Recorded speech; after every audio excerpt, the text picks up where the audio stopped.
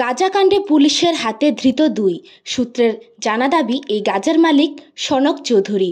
সে দীর্ঘদিন ধরে গাঁজার ব্যবসার সাথে জড়িত। গোপন সংবাদের ভিত্তিতে মহকুমা পুলিশ আধিকারিক গাঁজাসহ আটক করে সনক চৌধুরী ও পরিমল দেবনাথকে। এই দুইজনের বাড়ি বরপাথুরি এলাকায়। জানা যায়, ঋষমুখ ব্লকের নলুয়া এলাকার উদ্দেশ্যে গাঁজার বস্তা নিয়ে যাওয়ার সময় ঝড়বাড়ি এলাকায় প্রথমে পুলিশ আটক করল সনক চৌধুরীকে।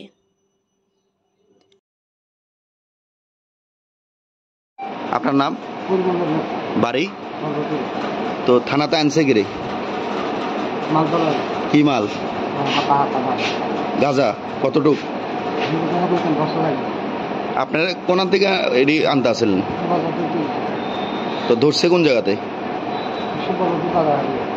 আপনারা ধরছে পুলিশে কোন জায়গা থেকে?